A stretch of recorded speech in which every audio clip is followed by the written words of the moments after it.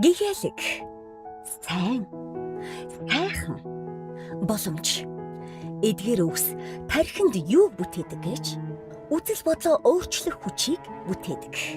Сэтгэлийн эрүүл мэндэд тань анхааран туслах амьдралын хүчийг нэвтрүүлэг эхэлж байна.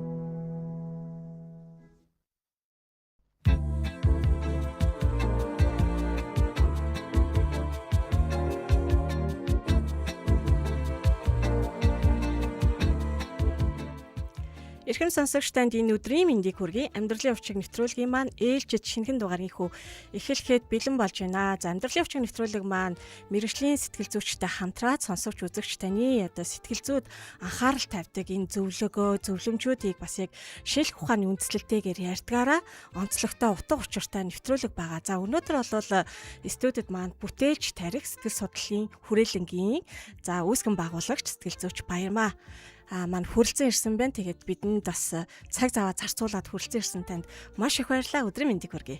Өдрийн мэнд хүргэе. За сэтгэл зүйн боловсролыг түгээдэг Монгол хүний сэтгэл зүйн сайн сайхан байдлыг дэмждэг танаа радиогийн хамт олон талархал илэрхийлье. За хоёулаа микрофон руугаа нэг жоохон ойрт асуучих. Тэгээд эсвэл микрофоноо татаад ч юм уу те. За тэгээд өнөөдөр бол сэтгэл зүйч Баярмаа бит хоёрын хувьд үзэгч хийгээ сонсогчдоо зориулаад сэтгэл зүйн нөөц дэмжлэг гэсэн сэдвээр бас ярилцахад бэлэн болсон байгаа. Сонсогчдаа биднээс яг энэ сэдвийн хүрээнд бас асууя магадгүй сэтгэл зүйтэй бас тулгамдж байгаа асуудлаар тэгээ асуулт асууя гэх юм бол манай 1146 104 5 гэсэн эфир утсал нээлттэй байгаа. За мөн шуудаар нэвтрүүлэг манд хүрж байгаа лайваар та захин орчинд буюу одоо Facebook дээрээ гэр бүлийн радио 104.5 гэд бичгийн бол манай одоо нэвтрүүлэг маань шуудаар хүрж байгаа учраас лайв маань доор асуултаа үлдээгээд бас асуух бүрэн боломжтой байгаа шүү. За тэгэд хоёулаа сэтгэл зүйн нөөц дэмжлэг гэдэг маань яг юу юм бэ? Үзэгчд хийгээд сонсогчд маань ойлгох тэр одоо тий хэлгээр тайлбарлаад тэгээ нэвтрүүлгээр орох гэж байна. За одоо яг хүний амьдралын дасан зохицох чадвар, за мөн стрессийг зохицуулах чадварт хамгийн одоо сайнаар нөлөөлж болох дотоод гадаад нөөц дэмжлэгүүд байгаа. За энийг л нийтэд нь сэтгэл зүйн нөөц гэж нэрлэж байгаа. За сэтгэл зүйн дотоод нөөцөд юу ордог вэ гэхээр хүн одоо өөрийгөө таних, ойлгох, сэтгэл хөдлөлөө зохицуулах чадварууд, за мөн уян хатан одоо байдал тийм ээ. За мөн одоо дасан зохицох чадварууд ингээд ордог. За гадаад одоо яг нөөцд юу ордог вэ гэхээр гэр бүлийн дэмжлэг, за мөн одоо хамт олон ажлын байр, нийгмийн дэмжлэг, за мөн сэтгэл зүйн зөвлөгөө заслууд бас энэ гадаад дэмжлэгт ингээд ордог. Тэгэхээр ер нь хүн яг энэ сэтгэл зүйн одоо нөөц дэмжлэг гэдэг байгаа шүү дээ.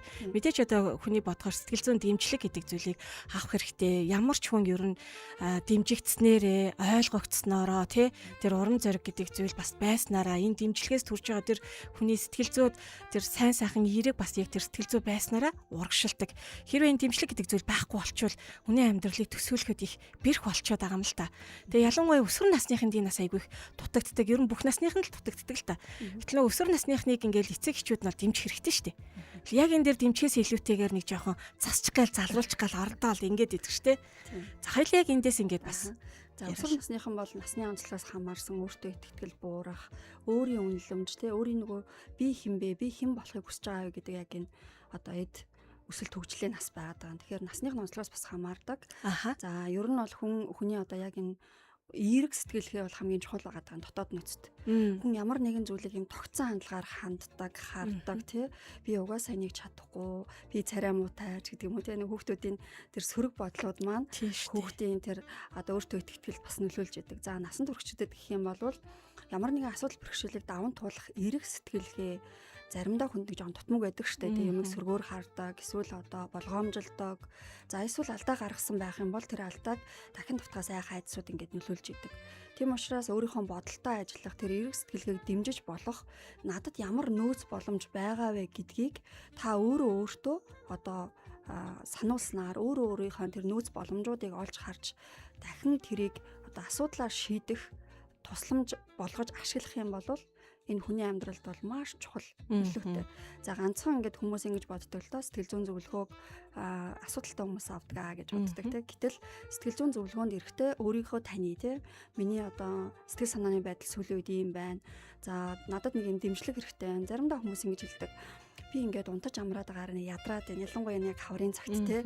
Тэгээд ажлын ачаал хит их байна. Шалгалт чүүлэг ихтэй байна. Гэхдээ урдных нь амьдралын хэв маягт гинтийн огцон өөрчлөлт ороогүй хэрнээ хүн сэтгэлээр ядраад идэг. Хүчгүй энергигүй болчлаа гэж яриад идэг те. Тэгэхээр тэрний цаана бас юу гэж идэг вэ гэхээр нөгөө хүний сэтгэл зүйн дэмжлэг дутагдах тохиолдлууд илбэг байдаг. За тэгээд тэрийг бас мэрэгжлийн сэтгэл зүйчтэй уулзаж дэмжлэг авч болдог.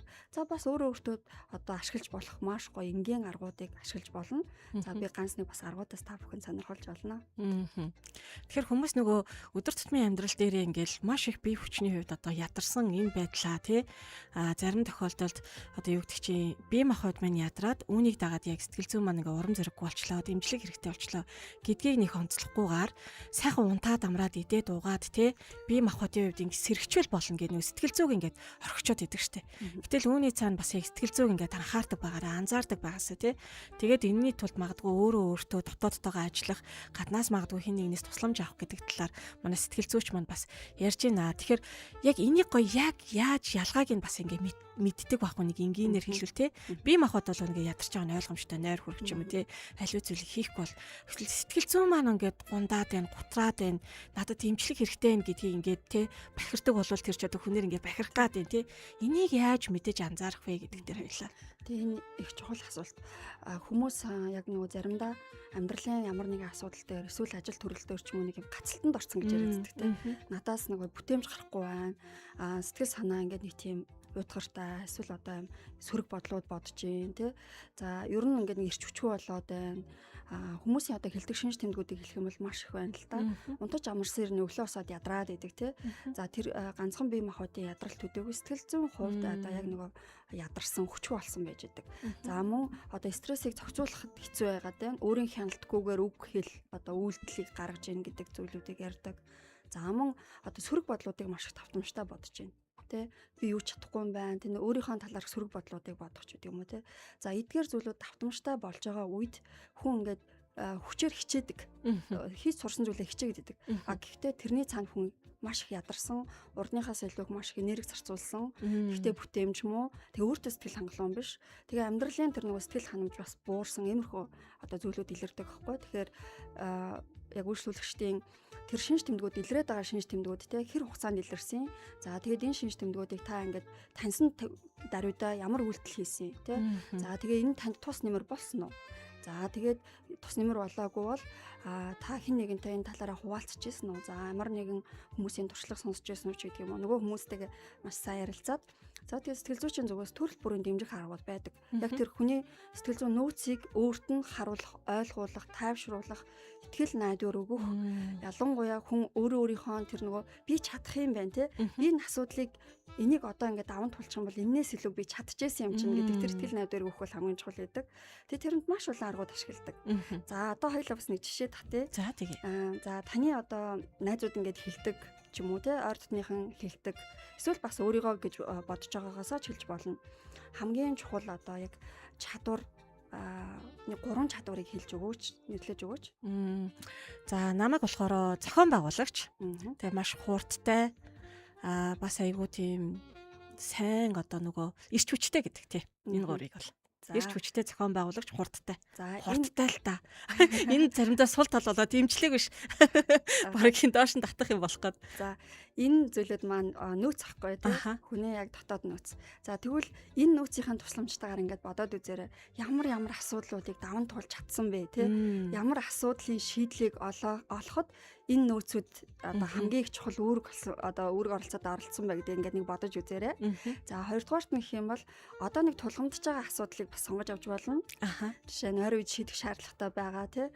За одоо юу гэдгийг нэг ажилч гэдэг юм уу, өөрийн хувийн ажилч гэдэг юм уу тий. Ямар нэгэн асуудлыг тэгвэл энийг гарц гаргалгааг арай шийдэг байгаа, төлөвлөсөн ирнэ эхэлж чадахгүй байгаа ч юм уу. Эсвэл нэг хоошин тавиад идэг ажил байдаг шүү дээ тий. Юм байдаг шүү дээ нэг асуудлыг шийдэх гэхээр.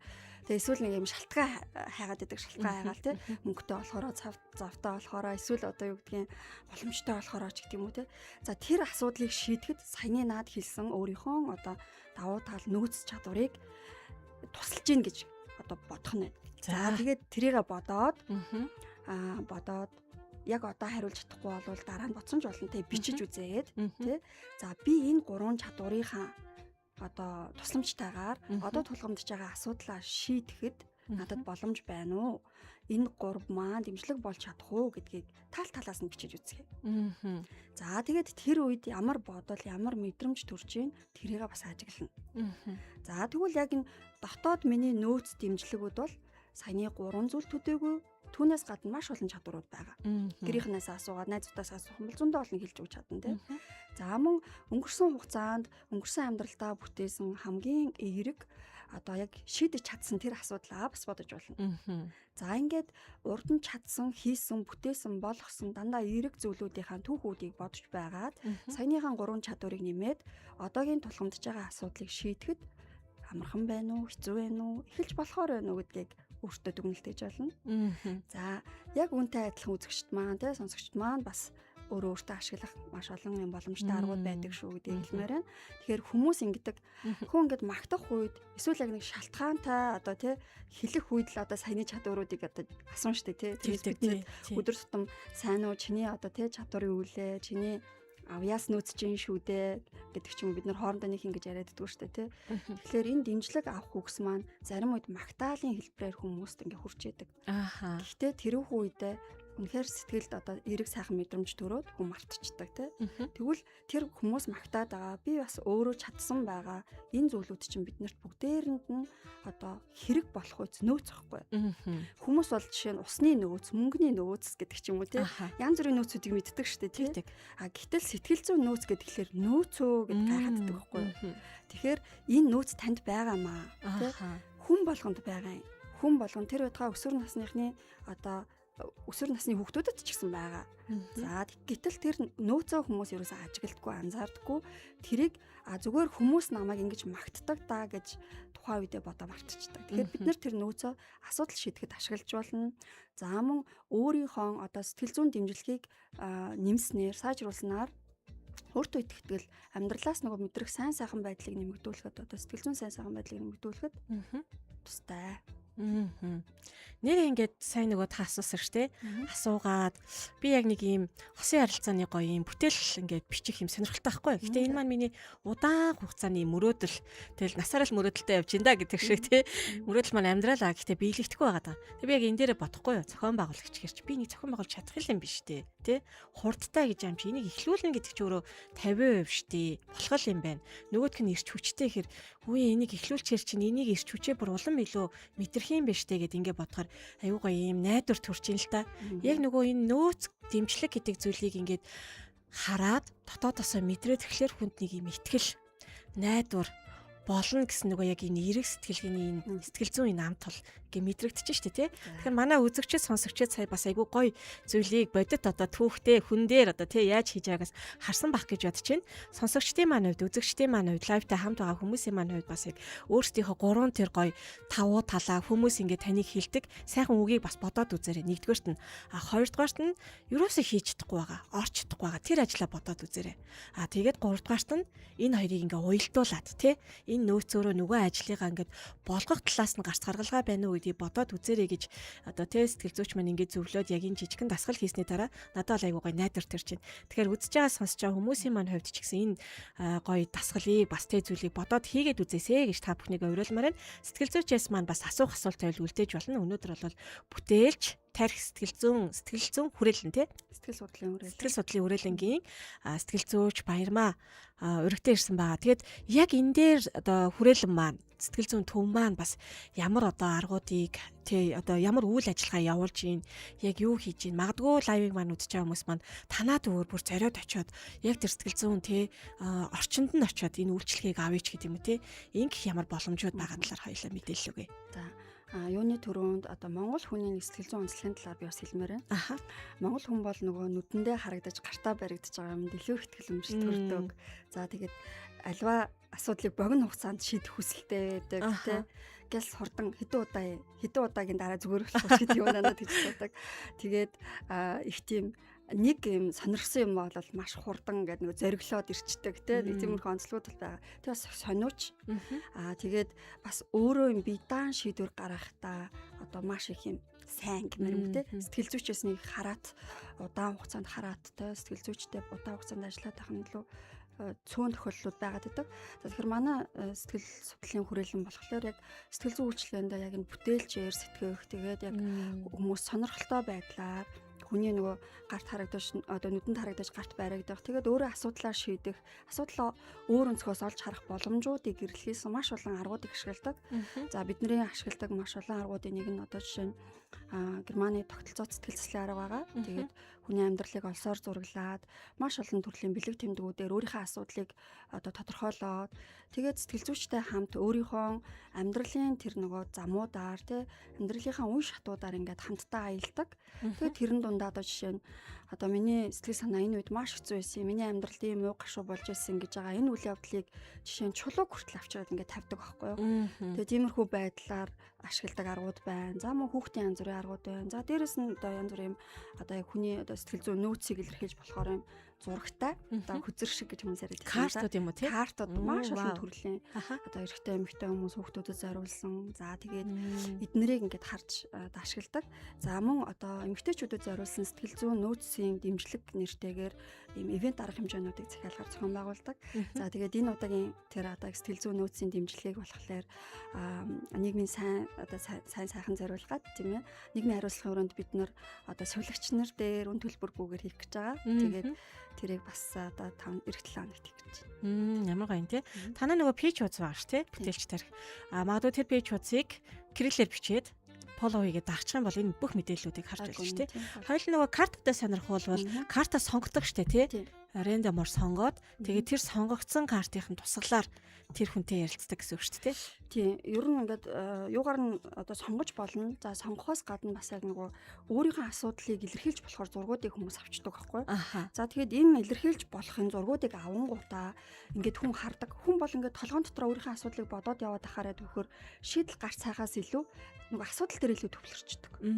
Тэгээд асуудал дээр хүн төвлөрөхөөр чинь нэг юм ядарсан, туйлдсан, гатсан, эргэлтсэн. За эсвэл одоо яадгийн тэрийг одоо нөгөө заримдаа ингээ хүч хөрөхгүй байгаа юм шиг тий нэг хин нэгний тусламж хэрэгтэй юм шиг эсвэл одоо яахаа мэдэхгүй ч байдаг юм уу тий тэгэлэхдээ энэ байдлаас нь гарахын тулд одоо асуудлыг нэлэрхийлж болохоор одоо зургуудыг сонгоод ярилцах үед үйлчлүүлэгч өөрөө өөрийнхөө тэр замраагүйсэн бодлуудыг цэцлэх за асуудлын гарц шийдлүүдийг хайжуулах юм санаа төрдөг шин санаанууд.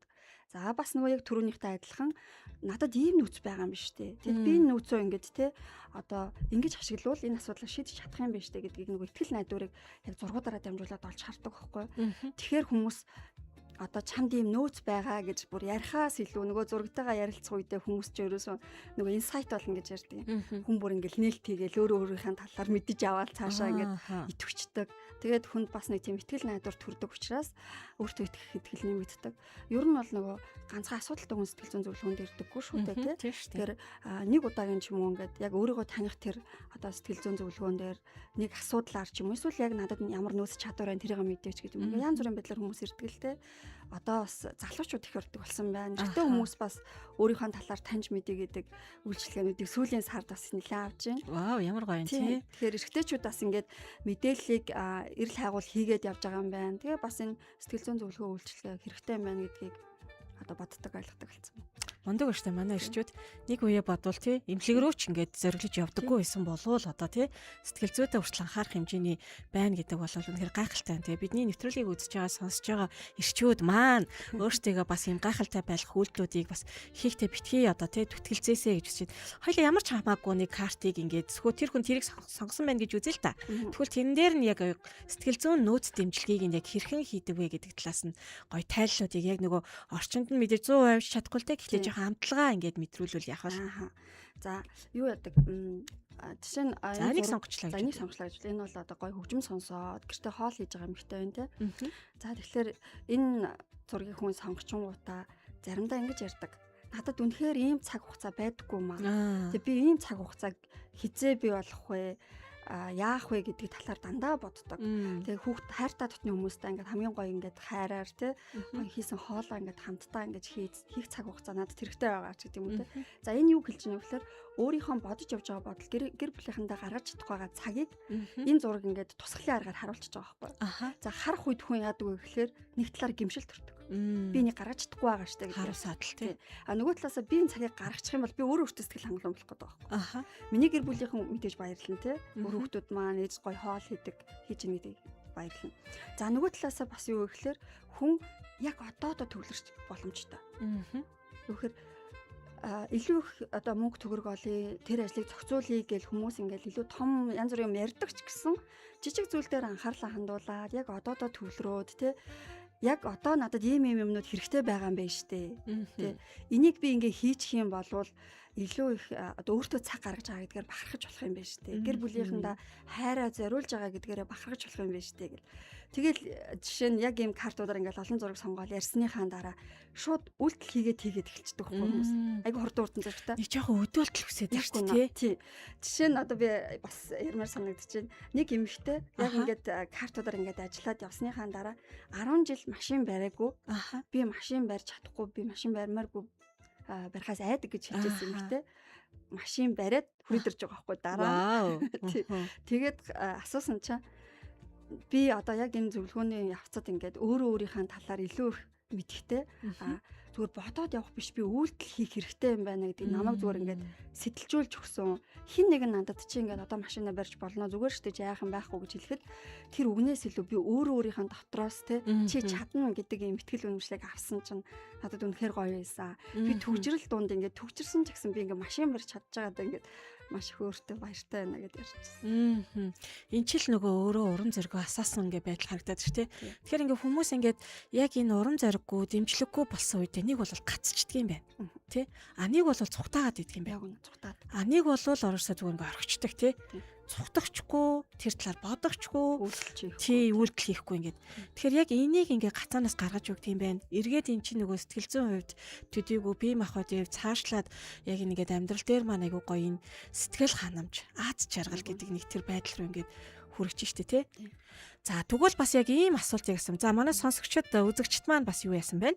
Лам одон чимгээ маань өдрийн мэнд гэсэн байна. Давка ганц зэрэг маань өдрийн мэнд гэсэн байна. Бүгд нь өдрийн мэндийг хүргэж байна. За тэг сэтгэл зүйчээс маань яг энэ сэтгэл зүйн нөөц дэмжлэг гэдэг сэдвтэй холбоотой асуух асуулт байл бүрэн нээлттэй шүү. Баясаагч маань орж ирсэн байна. Ямар сонирхолтой карт вэ? Баярлаа. Маш чухал мэдээлэл зөвлөгөө өгч байгаад гэж хэлсэн байна. За тэг баясаагч бол нөөц дэмжлэг ихтэй дөө гэхгүй. Одоо би нэг ийм асуулт асуусан маань л амьдралд нь гинтийн одоо юм асуудал гараад. За одоо бид нар ч бол хэвээ ингээ өдөр тутмын амьдралаар амьдарч штэ. Ингэжсэн чинь магадгүй янз бүрийн юм асуудал одоо тийм гинтийн зүйл гараад тэг ингээд тэрнээсээ хурдан хугацаанд гарч хэвийн байдалтай орохын тулд яг энэ нөөц дэмжлэгийг яаж өдөөх вэ? Яах вэ тий? Сэтгэл зүйн уян хатан байдлыг сайжруулах одоо яг энэ нөөц дэмжлэгүүдийг өгснөөр тухайн хүнд жишээ нь ингээ хүмүүс ингэдэг штэ аливаа асуудлыг одоо хүнд гинтийн асуудлыг даван туулах хүч хүн болгонд бас байдаггүй шүү дээ тийм.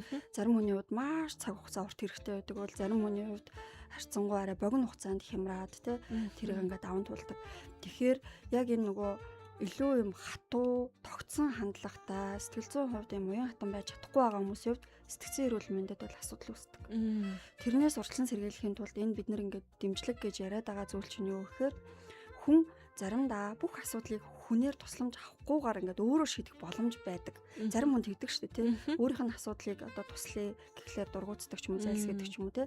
А гэтэл тэр хүн өөрөө чадна. А гэхдээ тэрэнд яг одоо бол дэмжлэл хэрэгтэй байгаа. Маш сайн сонсох тий, хуваалцах бүх асуудлыг өмнөөс нь шийдэж өгөхгүй үедээ ч гэсэн санаа тавих. За тэгээд нөгөө тэр хүний бодит байгаа нөхцөл байдлын талаар биш илүү их нөгөө сэтгэл хөдлөл мэдрэмжийн талаар хуваалцах үед хүн яадаг вэ гэхээр таатгардаг.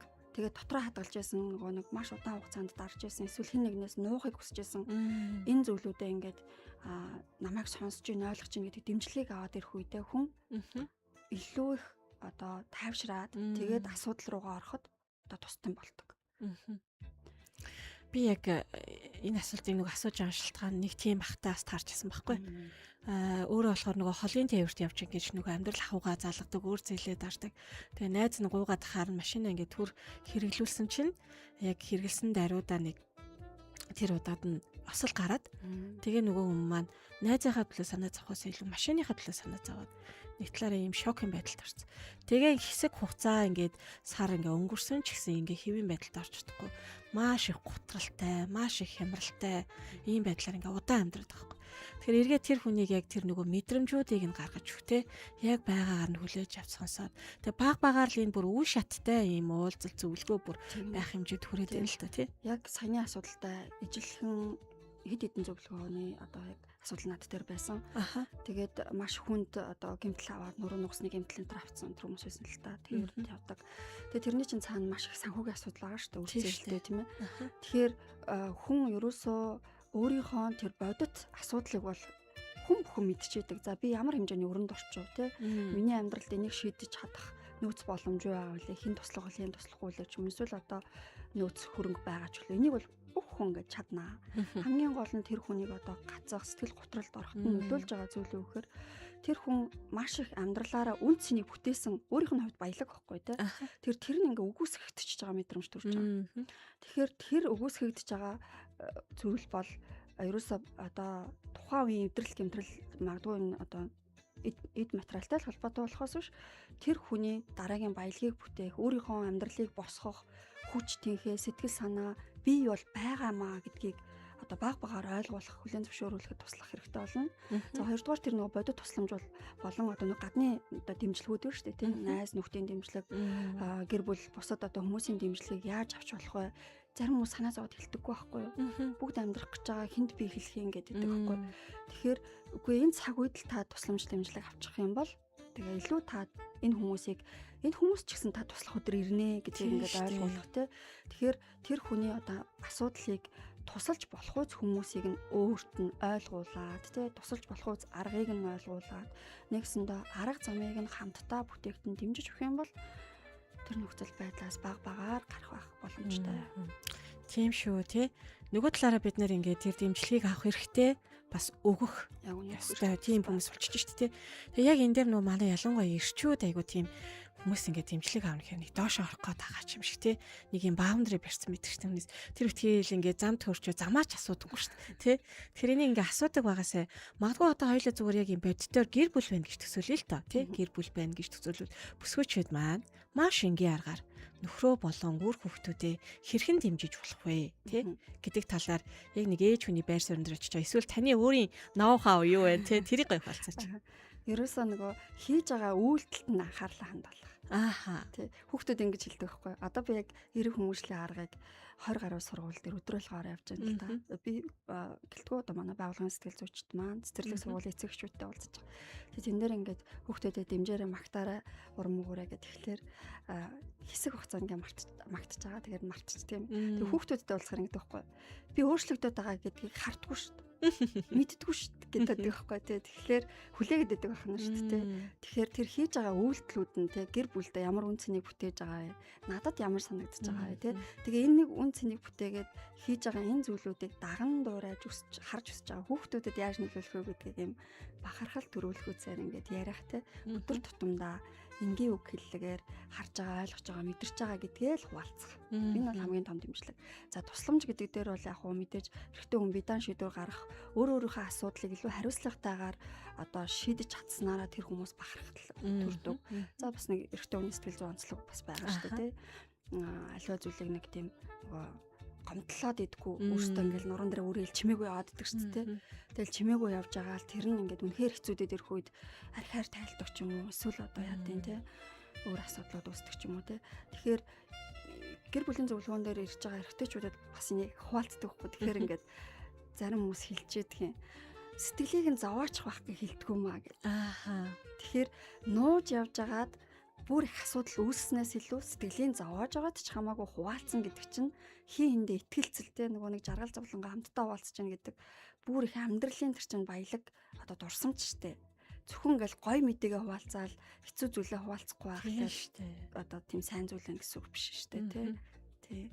Тэгэхээр хуваалцдаг байгаасай тий мэдээж эрчүүдийн ертөнцийг бол ялангуяа энэ дэмжлэг нөөц дэмжиглэхтэй байх тал дээр бол мэдээж өөртөө энэ зүйлийг бүрдүүлж байгаагийг ойлгож байгаа ч гэсэн гэр бүлийн хүрээндээ бол ярилцдаг байгаасай тий. Тэглээгээд ихнэрийнхээ хувьд л одоо орохгүй шүү.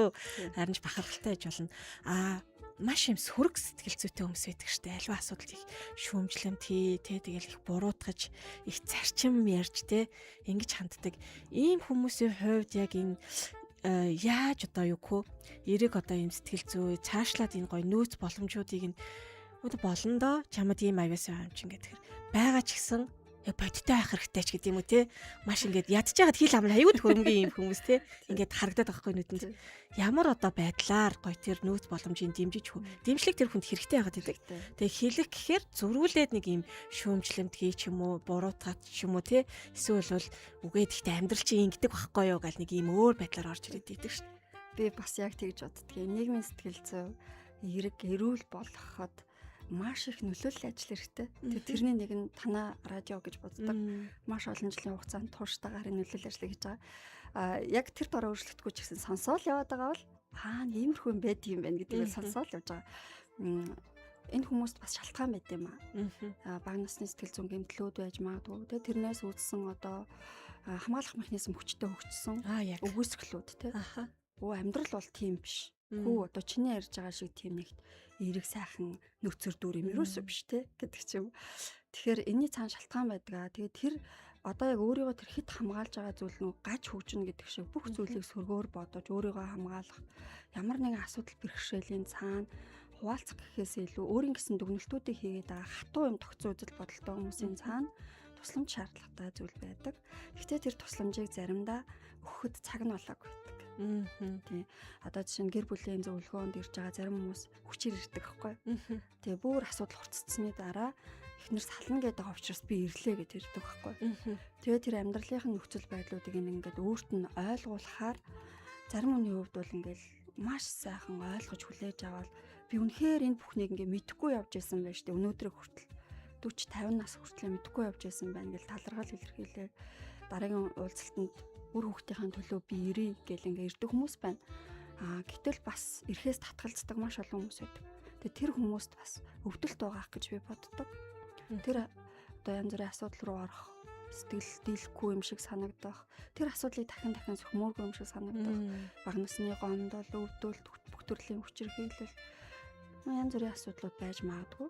За нөгөө талаасаа юу гэхээр нөгөө хүмүүжлийн арга барил эцэгчүүдээ хит хатуу тогтсон шийтгэлээ арга барилтай хүмүүжил өссөн хүүхдүүдийн хувьд бас яг нэг тиймэрхүү өөрчлөлтүүдтэй болоод бие хүний төлөвшөлт ингээд зарим нэг гаж гэх юм уу тий нэг жоохон өөр сөрөг зүйлүүд бас тогтсон байдаг.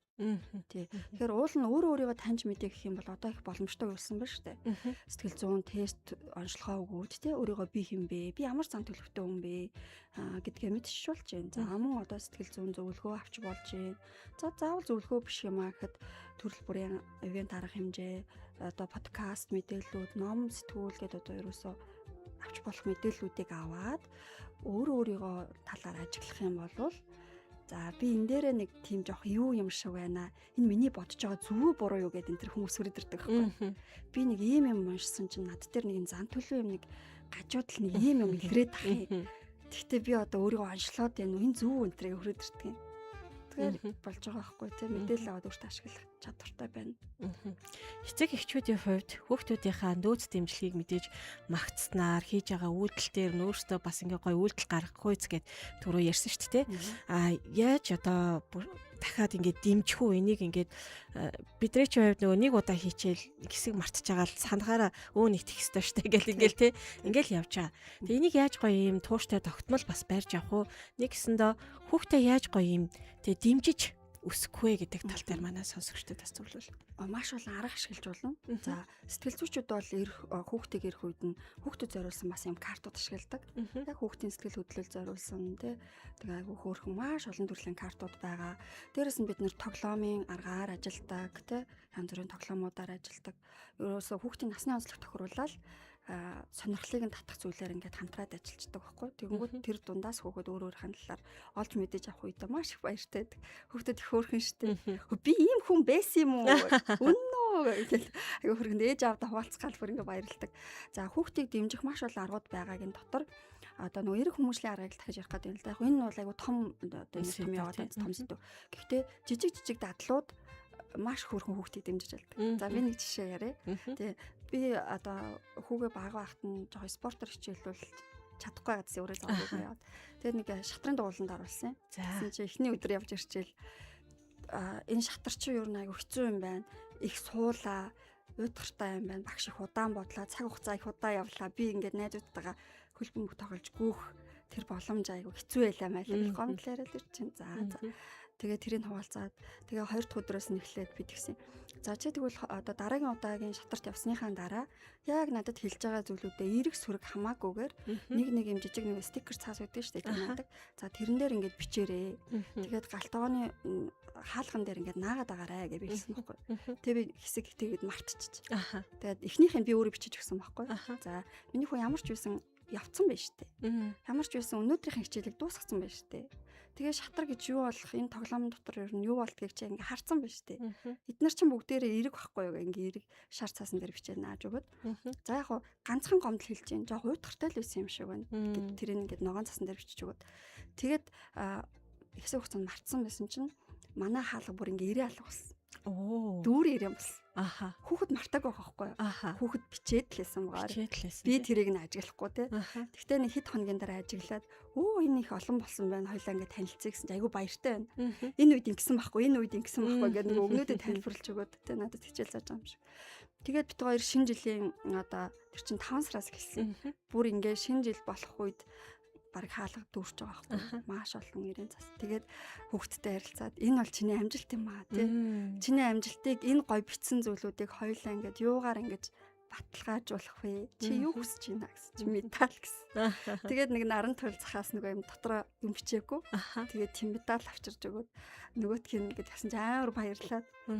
Тэгээд гэр бүлийн зураг авахлахтаа нөгөө медаль зүгээ зураг. Тий. Тэгээд тэр бол би чадчихээн болох юм байна гэдэг нэг итгэл өмчлөг. Тэгээд тэрнээс хойш бол нөгөө одоо онлайн шатрангийн цараа тоглож муулал тэгээд сурсан ба. Тэгэхээр ингээд жижиг өдөр тутмын дадлууд хүүхдэд итгэл найдварыг өгөхөөс гадна гоё урам өгдөг те нүдээр харагдаад байгаа байхгүй те ногоон цааснууд шар цааснууд бүр их болоод шүү дээ те хэрвээ зүгээр хаяа нэг ярьчаал өнгөрсөн бол тэр тийм их юм болохыг мэдэхгүй байх шүү дээ те тэг магадгүй шатраас гарах байсан байж магадгүй тийм шүү дээ тэгэл нэг имийг ингээл эхлүүлэл орхидог бас нэг өөр буруу дадал болоод үлдчих юм хэдэн настай байсан бэ тэгэхээр танах уу тухайн үед чинь 9 настай байсан те ямарч 13 нас хүртэл нь бол ном унших дадал шатар тоглох дадлыг бол тэмдэггүй байдлаар хийж үзсэн. За тэгээд өнөөдрийн манай зочин болол бүтээлч тарих сэтгэл судлалын хүрээлэнгийн одоо захирал сэтгэл зүйч захирал гэж явж болж тийм сэтгэл зүйч Баярмаа мань хүрэлцэн ирсэн байгаа сонсогч үзэгч танд сэтгэл зүйн нөөц дэмжлэг гэдэг одоо сэдвийг ямар ач холбогдолтой ямар чухал болох талаас нь тайлбарлаж өөрийнхөө амьдралын жишээг над дээр бас туршилт хийж одоо ингэж ойлгуулахаас илүү яах вэ тийм үнэхээр гоё амтлаг болж байна гэж бодож байна. Тэгээд сонсогч үзэгч таа ч гэсэн бас яг энэ лайвыг маань дахиад эхнээс нь ингээд ухраагаад үзэх боломжтой нэвтрүүлэг маань дуусаж байгаа энэ хоронд Даваасран Баяр маань орчихсон байна. Сайн өдрийн мэндэ баярлаа гэж хэлсэн байна. Яг энэ сэдвтэй холбоотойгоор би танаас асуугаагүй бас яг үзэгчд маань сонсогчд маань энийг мэдвэл чухал шүү гэсэн агуулгыг хоёлаа хүргээд нэвтрүүлэг өндөрлөе гэж бодож байна. За таны бие сэтгэлд ямар нэгэн өөрчлөлт гарч байгааг анзаарч байгаа бол тийм ээ. Тэгээд ер нь нэг хүн гээд урмаар дутдаг штэ тий. Гэтэ тэрийг би урмаар дутаад надад урам өгөөч гэж хүмүүс хэлдэггүй тий. Тэгэхээр өөрийнхөө талаар ингээд мэдэх хүсэлтэй. За бас нөгөө асуудлаа шийдэхэд заримдаа жоохон бэрхшээл учирч байгаа. Сэтгэл санаа бие махбодын хувьд жоохон ядарч байгаа, ирч хүчгүй болж байгаа тий. За бас нэг өөрийгөө дэмжих арга барил байхгүй байгаа. За зарим асуудал тийм одоо гаццсан юм шиг шийдэл байхгүй байгаа бол та ингээд өөрийнхөө сэтгэл зүйн нөөцийг дэмжлэгийг аваад амьдралынхаа чанарыг илүү сайжруулах, тэгээ сэтгэл зүйн сайн сайхан байдлаа дэмжих маш олон аргууд байгаа шүү. Энэ талаар одоо мэдээлэл авах гэсэн юм бол манай одоо төврөө хандаж болно. За мөн одоо байгууллагуудад очиод тэгээ нөгөө бас хамтран ажиллаж үйлчлэгээс үзүүлэх боломжтой байдаг юм аа. За тэгээ төгсгөлд нь би ганцхан зүйлийг санал болгоод одоо дуусгая те бас тасгал. За одоо өөрийнхөө та сууж байгаа сандлыг яг одоо үе гэж бодно. За баруун талд чинь одоо өнгөрсөн үе байгаа. Зүүн талд чинь ирээдүй байгаа. За 3 сандал байгаа.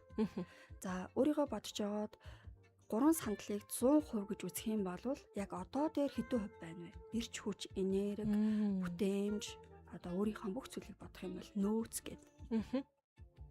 Гадаад асууж байна. Асууж байна. Одоо дээр 80. 80. За өнгөрсөн дээр хэд вэ? Өнгөрсөн дээр бас байгаа шүү. 11 2 ч юм уу? За ирээдүйдээр. Ирээдүйдээ тэгэл үлдсэн нь. Тэ 100 байгаа хуваа штэ тий. Аха. За тэгэхээр нөгөө одоод ирч хүч дүүрэн байгаа юм байна. Аха. За одоод ирч хүч дүүрэн байгаа хүмүүс бас заримдаа хоорхон байгаад байдаг. Аха. Эсвэл зарим үед жоохон ховор байгаад байдаг те. Тэгэхээр илүү ирээдүргөө чиглэж идэх бүх хүч, энерги, бодол, санаа те бүх зүйлээ. Ирээдүйд тэрийг бүтээн хүүхдэд том болохоор ингэн тэгэн ч гэдэг ч юм уу те. Бас зарим нь өнгөрсөнд үлдээчихдэг. Тэгэхээр энэ өнгөрсөнд одоо илүү олон хувь байгавал тэрийг одоо дээр цуглуулах юм аа. Аха. Ирээдүйн өнгөрсөн хоёрт хүч, сэтгэл санаа, бодол оюунаа илүү их байлгах тусам одоод илүү ирч хүч багасах юм аа, буурах юм аа. Та энийг бас одоо бодоод үзээрэй, сонсогчд маань те. Яг одоо хэдэн хувьтай байна вэ гэдгээ бодоорой. За их баярлалаа.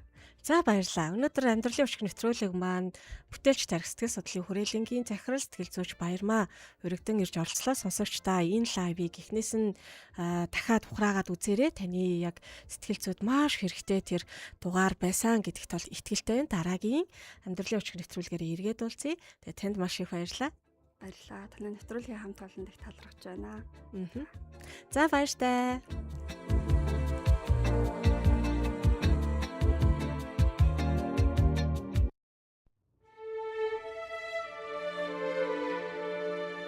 Ирээд буцах богинохон цаг хугацаанд хамгийн түрүүнд өөртөө таалагдж амьдр.